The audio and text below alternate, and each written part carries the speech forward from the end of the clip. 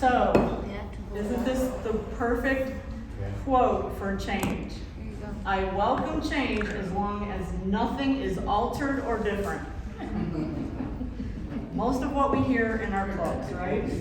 And I don't know if I did give you a handout so that you could take notes, but I just thought that this cartoon was amazing. For use when tweaking the paradigm just isn't cutting it anymore. Big old sledgehammer. You will do this. Being able to adapt and manage change is a crucial life skill. It can help us build resilience and thrive in an ever-changing world. Here's a great definition of change that I found. Minimizing resistance to organizational change through involvement of key players and stakeholders. That's the definition that I found of change. It may not be what everybody thinks of as change. Anybody else have a definition of what change might be? Your definition of change? Inevitable. Inevitable. I love it. That's Always great. happening. Always. A part of everyday life. Anybody else have a? Yes, sir. Extremely difficult with entrenched people. Yep, we're going to talk about that for sure. So extremely difficult in a nutshell. with entrenched people. Yep. We face that a lot in Lions, I know, in a lot of clubs. It's one of the only almost guaranteed constants in our life. Absolutely. Absolutely. So how do you feel about change, though? Personally, not for your club, not for you, for your work. Yes, sir. Well, I think sometimes there's two categories. Sometimes when change is necessary and perceived to be something that's a good thing, or change just to change.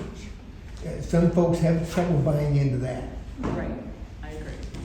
I agree. You have to introduce it correctly if it's a good change for whatever situation you're in. Because while this is a Lions District Forum, this change presentation fits every part of your life. And of course, you modify it based on what you're dealing with. You have a baby, or well, please not here, but you're gonna, you have a baby coming, or a grandchild coming, or you buy a new house, or those are all big changes in life. So you can apply this to that too, as well as Lions, but of course today we're talking about Lions. So this picture, change management began with the invention of indoor plumbing, right? Because think about it, prior to indoor plumbing, it was a whole different ballgame, and people were very used to that. And we can't fathom it, but imagine that significant change to people's lives, and indoor water, and it just changed everything about what they did. Okay, so I got some examples. So, a study by the American Psychological Association found that 75% of people feel stressed by change in their lives. 75% is huge. A study by Harvard Business Review found only 30% of organizational change initiatives are successful in achieving their goal. That's a really low number. So, you implement something new in your club, you have a 30% chance of it working, which, I know this is a study, but you're gonna do what you can to make sure that it is successful. It takes a lot of hard work. Can I just ask a quick? Sure. Do you have the stats on the group of people that these studies were? No, I can find them though. Can you find out, because that I think would be a good key factor to have, because I'm already going to use this deck for things, so that we can categorize, like, this is how many we have in this age group, so statistically, this is Yes. what it's telling us. I'm What our at the club end of is. the session, so I can Thank you. get that for you. An example of change in someone's personal life is getting married or having a child. This can bring about significant changes in responsibilities, finances, and daily activities. Daily routines, sorry. An example of change in societal life is the impact of technology on daily life, and I know this affects all of us in one way or another. This has drastically changed the way we communicate, work, and access information, especially our communications in our club and with our members. Not everyone wants to be using technology, and that's the primary way we communicate now in Lions. And so it's very difficult sometimes to make sure everybody is getting the information they need. So one recommendation for all of you in clubs is make sure that if your club members don't have an email address, that you make sure you can either get them one or help them do that, or make sure they're still getting the information in paper form or snail mail, whatever it is that you like to use. So, again, you've seen this scenario play out for years in Lions, and that is a big struggle. An example of change in global life was COVID, right? It was huge. It impacted just about every part of our daily lives, every part. And this brought unprecedented changes to the way we lived and worked. All of a sudden, we were all stuck at home. We can't go see our club members. We can't have club meetings. And it was a while before we kind of got into a routine of still being able to communicate and maybe doing some service projects and stuff like that. But that, I think everybody was like, what do you mean I can't go outside, I can't go to a meeting, I can't see my friends from Lions. It was a big deal. And the same thing with our work lives. That was a huge shift, huge shift. Okay, so the session objectives here, yes ma'am. Oh, I thought you raised your hand. No, I just sent you the email. Oh, okay. Define change management, which is what we're talking about right now. And then the second half is creating a communication plan. Because I think that's one of the key things to do when you're trying to implement change in anything. So, some key change elements that I found, and again, these are all on your handout. Recognize that change is constant. I know I heard that. Create a plan. Don't just throw the change out there and hope it sticks. Figure out what you want to do, who you want to communicate it with. Know what the end goal is. What do you want to happen? What is it that you want to happen with whatever organization you're working with? What do you want the end goal to be? Do you want to teach them a new software program? Do you want to get 35 members by the end of the year? Whatever your goal is, make sure that everyone knows what that goal is. Involve stakeholders in strategy and information. There is nothing worse when you're trying to implement change and nobody else knows but you. That is not the way to do change management. Get people who do whatever it is that you want to change involved. Get their ideas. Have a committee, whatever it is, however you want to do that. And make sure that they know what's going on at all times. This should be a group, not a single person doing it. First of all, no one can do it all by themselves. Even though we try all the time, we cannot do it all by ourselves. And if you get their buy-in from the start. Yep. I mean, if they're part of the process, then it's gonna be a lot easier to get that change implemented, because they're like, hey, I helped with that. Right. So they have ownership. And then when they have ownership, they spread that enthusiasm to everyone else, and it will make the change happen much smoother and much faster. Absolutely. But if you don't tell anybody anything, you just throw it out there, you're gonna get a lot of resistance. Will it always be successful? No, of course not. There will be failures along the way. You just learn from that and you keep on going. And I've had several. Then implement your plan, and most important, communicate throughout the process. Don't tell them a week before or if you started a plan and start working on a change, and the end goal is a year from now, start communicating information now. This is what we're going to be working on. This is what we're going to be doing. Here's what we want it to be like at the end. And then send periodic updates, which we're going to talk about when we talk about communication plan, but really important communication. So coping with change. How do we cope with change? It can be very difficult, and again, uncertainty and anxiety.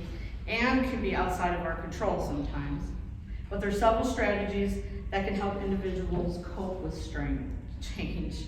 Sorry. It's important, you know, I just got done doing 2 hours, so I'm a little dry. It's important to note that coping with change is a personal process, okay?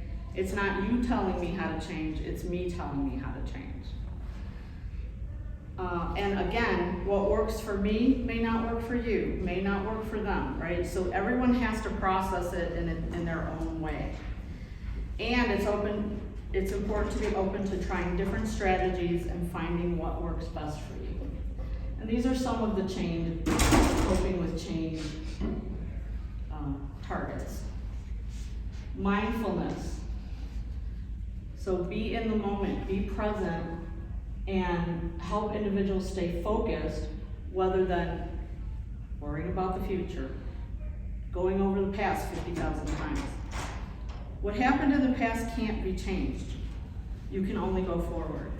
Okay, seek support. Get a group, get a support group together so you can all go through it together, you can bounce ideas. And then also support network in other places, and then you can all kind of, you know, encourage each other, motivate each other, listen to you cry, or whatever. Learn from failure, which is what I said before. You will fail in some things, but use it as a positive. Use it to make sure you don't do the wrong thing again. Hopefully we learn from our mistakes. And then take risks. I know that's hard.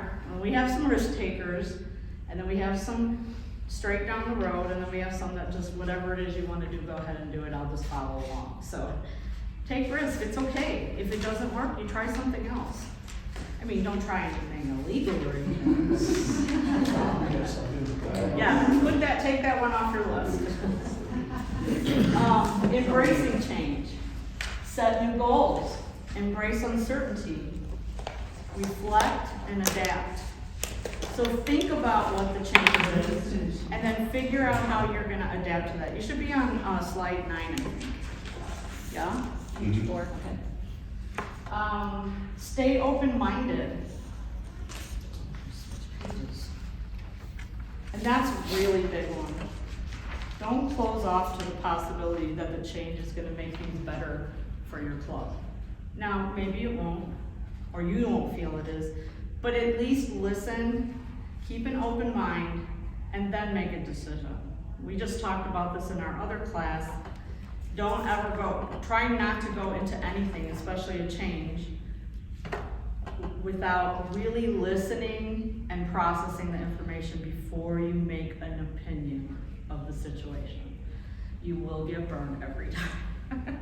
So try to keep an open mind, reflect on it, and see how it's going to impact things and how you can change to make it easier for you to accept the change. Stay open-minded. Celebrate small wins. Anytime there's a success in the process that you're going through to make a change, celebrate it. You know, have some extra cookies, or just recognize the people who are working on it or who are volunteering, you know, just so everyone feels appreciated and they'll be more receptive to continuing along the process. Are you laughing at me, Mary? Not at all. You got this smirk on your face. Did you pass your Not test? a smirk. I did pass. You passed? Here's some resources that you can use. There's some really good books, and there's thousands of books. Managing Transitions by William Bridges, The Power of Change, because it is very powerful. And if you have not heard of this book, I would be surprised. Who Moved My Cheese? I think just about everyone who's been in any kind of organization has heard of that book. And it really is one of the simplest books with the most powerful impact, because it breaks it down into simple terms. You know, who moved my cheese? And then they freak out and get anxious, and you know, so that is a great change management book. There's online courses. Many online courses are available that cover topics related to change and personal development. There's websites like Coursera, Udemy, and LinkedIn Learning offering a wide range of courses on these topics. So, and a lot of them are free. You don't have to be spending thousands of dollars, but give yourself some resource support to help you navigate the change, right? Or if you're put in charge of the plan, use some of these resources to help you figure out the path you're gonna take and support your growth too, your personal growth. Websites and blogs, you know, there's a billion blogs out there. Some popular websites include psychologytoday.com, changemanagement.com, well that's kind of convenient, and mindtools.com. So there's lots of resources out there. There's everything known to mankind on the internet, I swear. You can find a training or a YouTube video. We're big into YouTube videos at our house to learn how to do new things or make something new, or so we just type in the keywords and up pops this video and tells you how to do it. It's amazing. Love it. Podcasts. These are a great way to access information about change and personal development. The Change Agent by Neil I don't know how to say his last name, Pasternik, maybe. The Mindset Mentor by Rob Dial, and The School of Greatness by Lewis Howes. Podcasts are nice because you can just listen to them and, you know, you don't have to. I like video because I'm a visual person, but there's many people who just hear it and can process it, but pick whatever fits your style.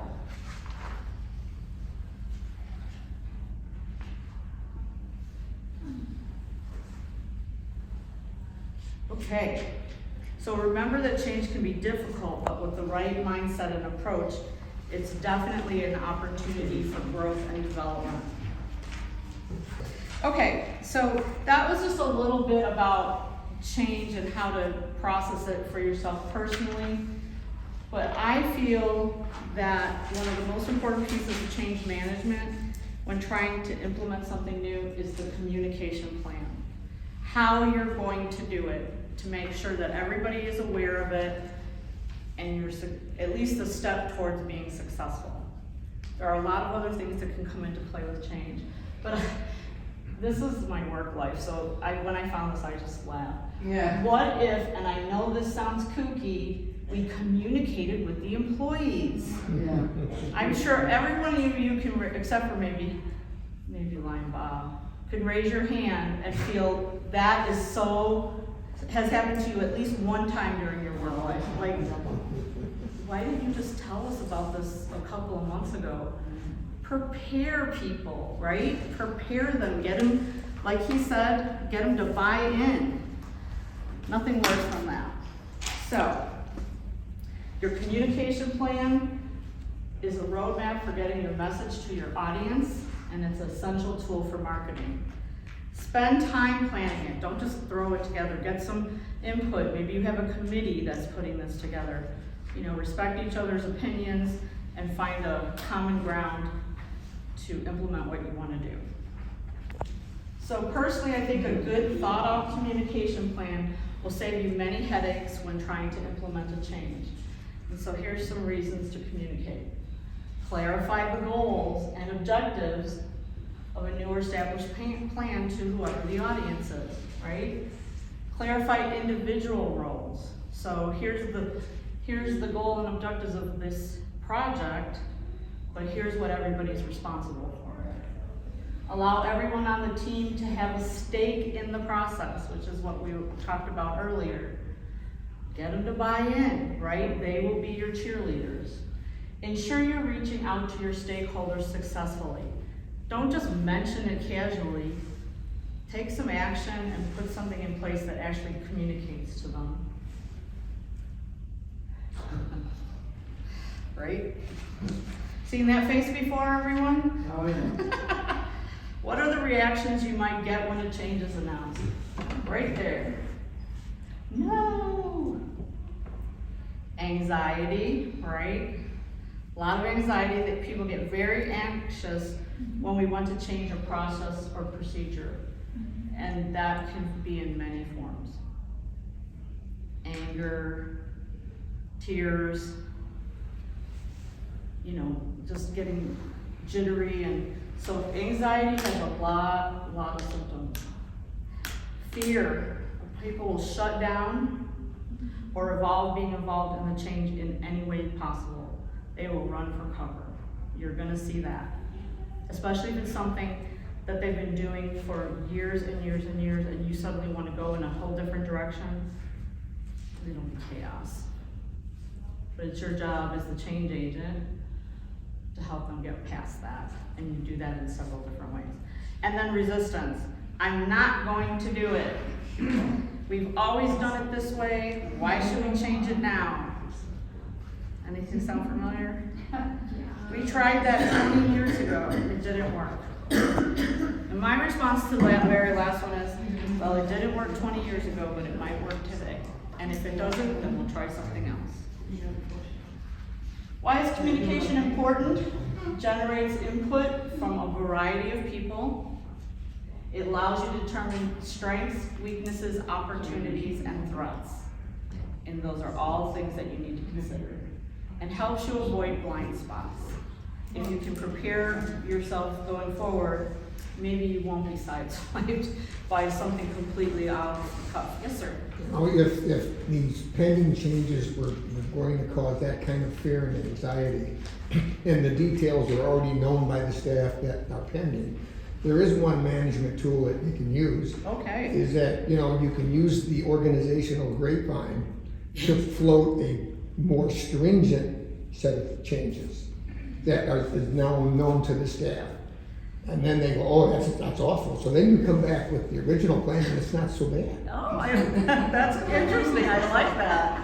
You must have employed that a few Yes, we times. did. I love it. That's great. Worked pretty well. Well, then, so you know how this is. This is not, it's not just a presentation because I wanted to talk about change. This is a real thing that we deal with every day in Lions, that we deal in our workplace, even at home.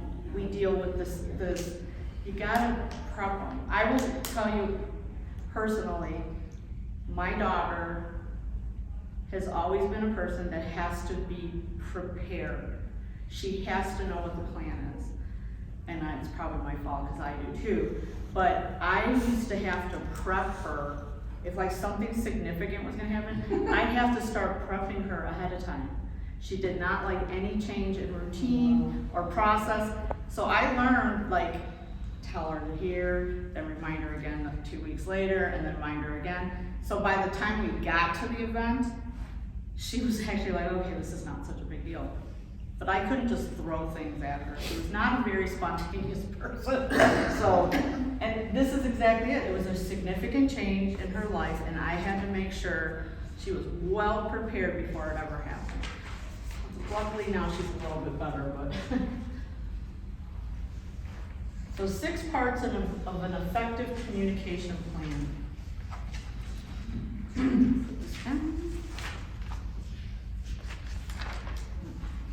Okay.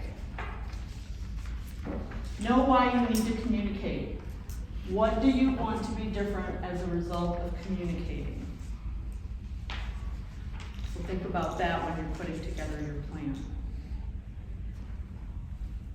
Consider who you need to communicate with, right? Make a list of your potential audiences, and there may be many, or there just may be a couple. There may be 10 different audiences that are going to be affected by the change, or there could be 2. It could be the whole district, it could be all the clubs in your region, it could just be your club. Just figure out who the different people are that you're going to impact.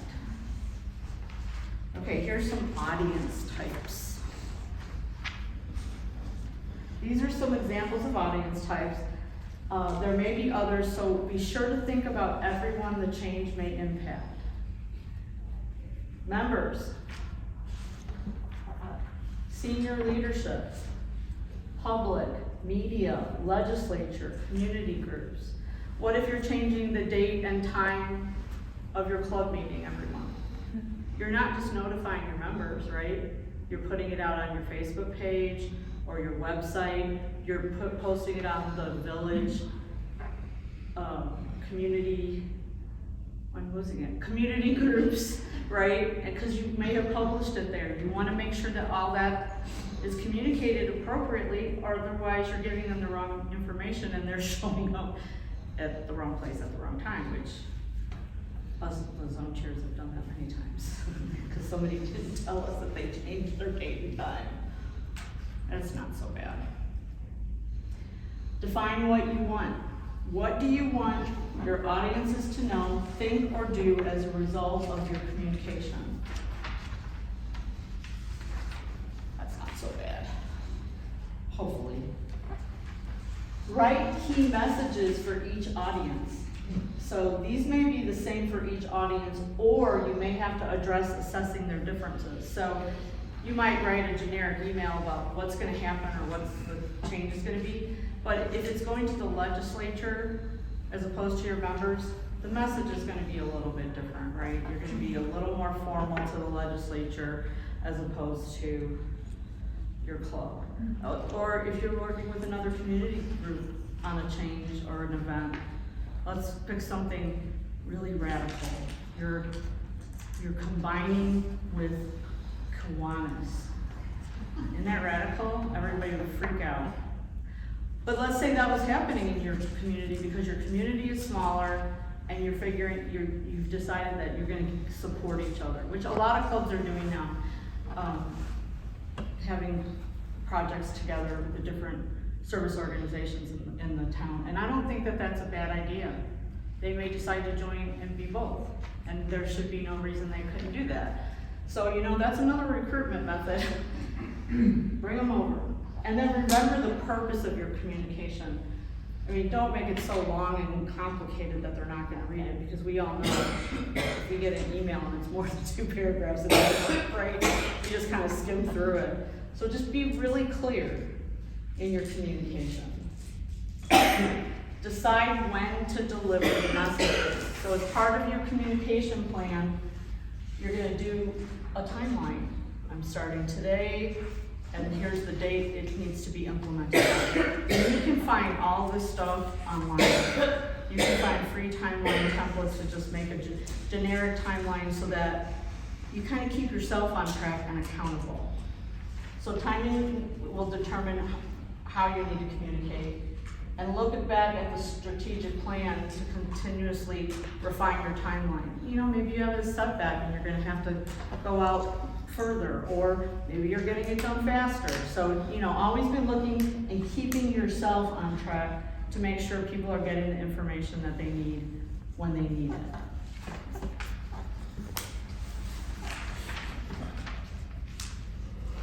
So, one of the most successful projects I worked on when I was still working for a real company and not sitting at home working for the other company, I worked on one of our computer system projects that we were implementing.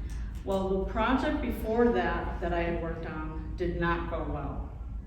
People were extremely resistant. We had so many complaints. So when I went to work on the next project, I was like, can we tell them about this earlier? I mean, we had so much trouble with the first one. So we actually developed a newsletter, okay? And we took the newsletter, and what we used it for was to announce different parts of the program that were gonna be changed and how it was gonna impact them. So what the difference was between the old and the new, and we even took screen prints of the new screens they'd be using, and every month we focused on another section of the program. By the time we implemented it, they all figured they knew it by heart. Why do we have to go to training? We had it in all those newsletters, like, wow, there's a little more to it than that. But they were just ready by the time we got to it, and we did that over the course of 2.5 years. From the very beginning till the end, they were ready for it to go in and be done with it, because they were familiar with it by then. They weren't scared of it, right? And I think that's the big thing about communication and a communication plan, is take away that fear, anxiety, and resistance by making them part of the process. It's pretty simple stuff. Okay. Decide how to deliver it. Okay, now this one, there's a lot of different ways. So who will prepare and deliver the message, and what resources are required. So you gotta think about all that stuff ahead of time. So here's some forms of communication. I like them pictures, aren't they cute? Email, right, that's one form. A digital newsletter, which is my plug for digital newsletters. So explain the different changes and what it will impact. Send it out monthly or bi-monthly to continually inform. You may not do that necessarily, but let's say if your club has a newsletter, talk about it in every single newsletter, what the change is coming, where you are in the process.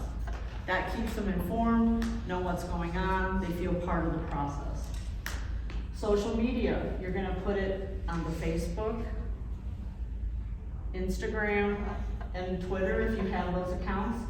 Post it wherever your members or the public, if it's impacting the public in your town, can see it.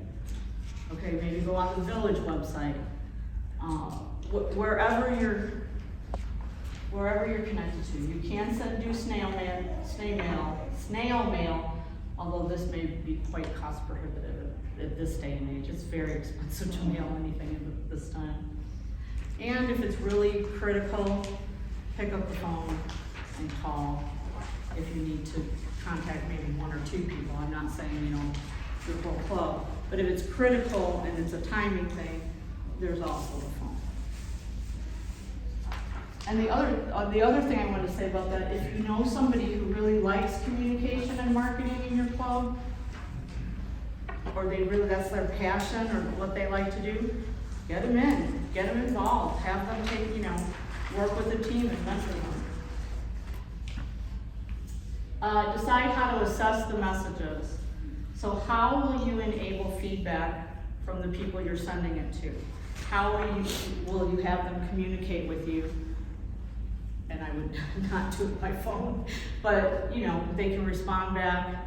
But contact information. If you have questions, concerns, ideas, here's how you communicate back to us to tell us how you're feeling. Maybe set up a separate email just for that. How will you know if they have understood, acted on, or changed as a result of the communication? Well, that's pretty tough to assess, but you could do an informal poll, like if you're sending stuff to the village and the other organizations, maybe follow up and see if they have any questions, if it's gonna impact them, and do you wanna be part of this, or, just kind of gauge your audience, because of course, every situation doesn't impact every single audience in your village or community. Okay, some tips. This is my favorite.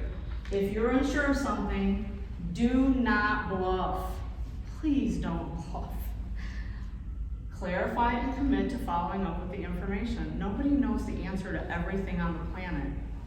And if you're not exactly sure how to answer the question, tell them, I don't have the answer to that right now, but I will get back to you with the information. And I think that tip right there applies to everything in life. Don't bluff. What's the point of that? Now you're gonna have to go back and say, oh, I was wrong. Well, I'd rather say, I don't know right now. I'll get you the information and follow up, much more than telling them some wild story and then have to go back and regroup or dig out, right? Be candid, open, and honest in your communications. Don't sugarcoat it or make it sound like it's gonna be more than it is. Just be straight with people. And don't use the scattergun approach and send a whole bunch of communications in the hope that some will stick. Pace your communication. Don't send them 5 emails in 1 week. They're not gonna read them because you're bothering them and they're getting annoyed. 1 every 2 weeks or 1 every 3, depending on your timeline. Spread them out so that they actually will see it and be alerted to it. So this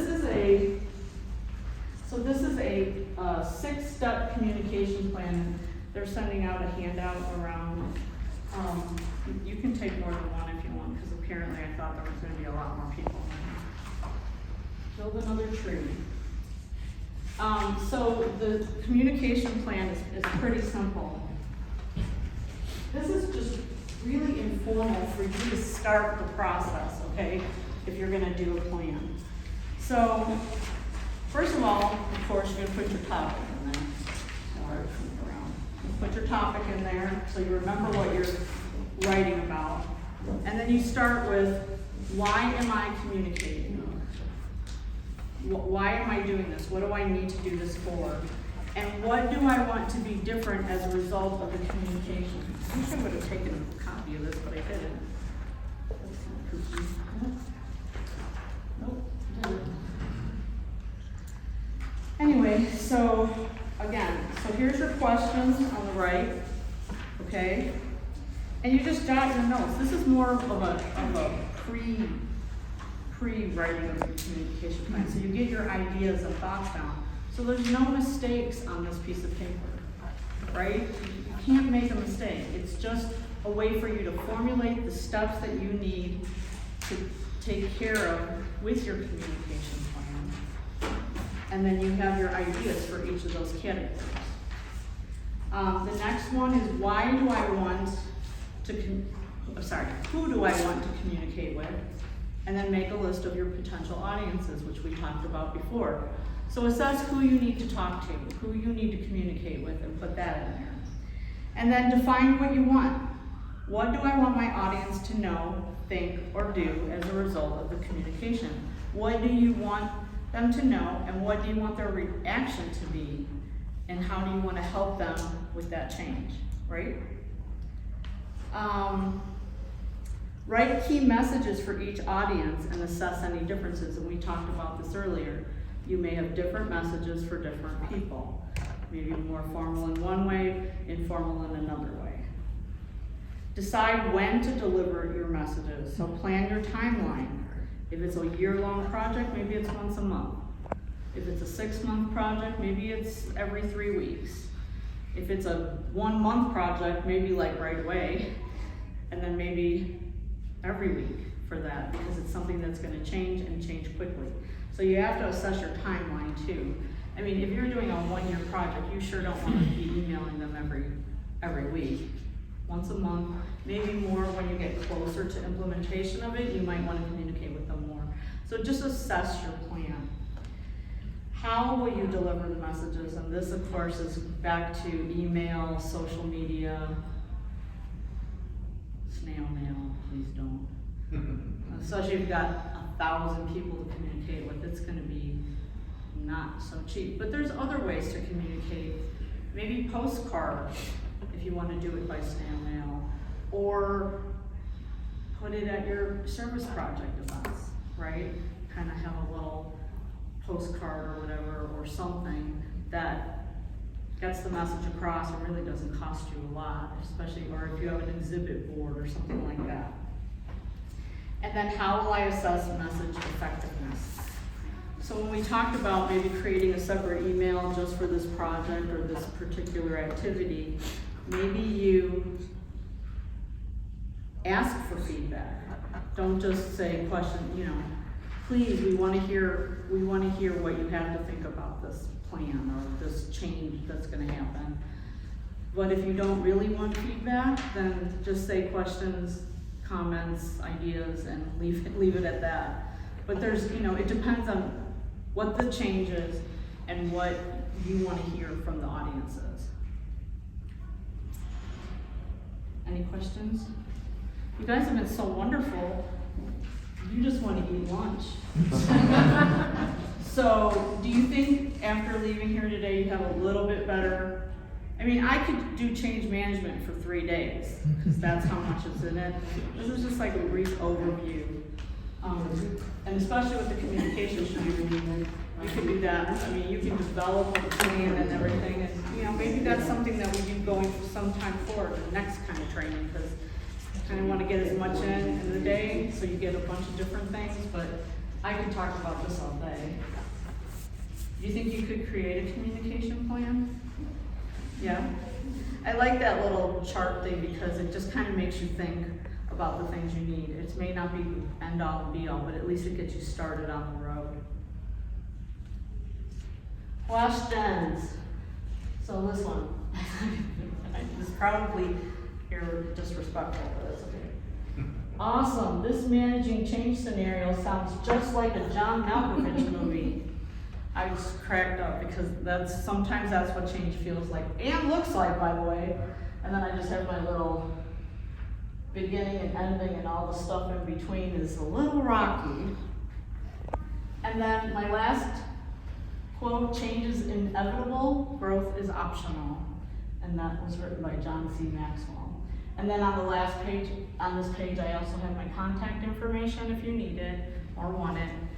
Feel free to email me anytime you want. Got questions?